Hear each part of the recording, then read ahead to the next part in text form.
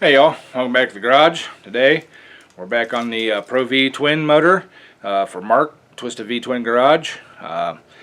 Today we're going to talk about valve train geometry and adjustable roller rockers and how to measure for your push rod, custom push rods for the rockers. So, let me get set up here and we'll get this started.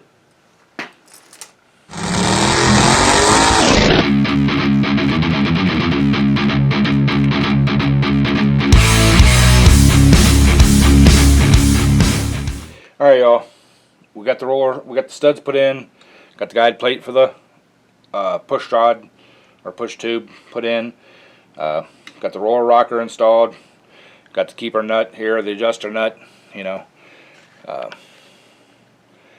back you guys out for a little bit, see, got the adjuster nut and everything put on here and just kind of finger tight down on there, not tight. What we're going to do now is the geometry of where you want to set your rocker at in correlation to the top of the valve head, the valve face there. Now, I don't know if you guys can see down in here good enough. I got a center line put on here, and you want that center line just to the back heel edge of that valve, and that way when that valve or that rocker rolls down, it actually pushes across the face and doesn't roll off the front edge. So if you have it set too far back, you're actually pushing on the valve this way, which isn't good. You can bend the valve, and if you have it too much towards the center, you can actually roll off this front edge and destroy your roller on the front of your rocker, or destroy the top face of your valve. So I hope you guys can see that. I'm on this side here. I'm just back that nut off just a little bit. I'm just on the inside edge, and that's where I'm gonna, let's see, I'm a little bit on the back side there, too far, that I don't like. So I'm going to back that adjuster nut off to get me just on the face of that valve there. Sorry if I'm in your way. I got to look from both edges. Now see there, I'm almost dead center on that valve. So I'm going to tighten it down just a little bit more. I want to go just a hair more. Alright, right about there. Yep. If you guys can see that center line compared to where that valve's at. I know the angle's off a little bit for you guys because you're kind of this way a little bit, but that's right where I want to be at. So next thing is I'll drop my adjustable push tube in there, get it underneath the lifter, get it adjusted, and then we can measure that, and we'll be good to go for the, where the push tube needs to be.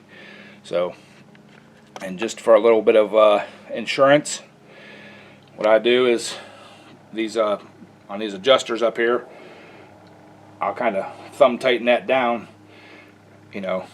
just so that I know approximately where that's at, and then I can back that off, take that off, and get my push tube dropped down in. So we'll do that next. Alright y'all, showed you how to preliminarily set your rocker to get the proper geometry on your valve face there for when it rolls. This is what I use. I use an adjustable push rod. It's just aluminum, comes from Jegs. I think this one goes from 6.5 to 7.5 inches. On these Pro V motors, that's, there's a longer distance up here. There's more meat on top of the head, so you have to have you can't use the stock push rods. This rod here, push rod here, is set for a stock motor. You can see there's, good half-inch difference, and it still has to be probably another quarter or so inches longer to to get the right adjustment there. We will set it at a 0 lash for measurement purposes. We run about 10 thousandths clearance, which will be okay. It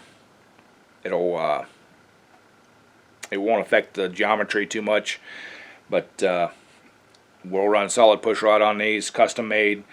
We'll get them ordered. I'm going to go ahead and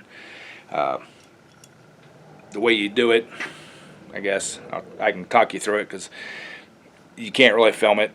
There's not a good angle. I've already tried to do it lots of times before to show how it's done.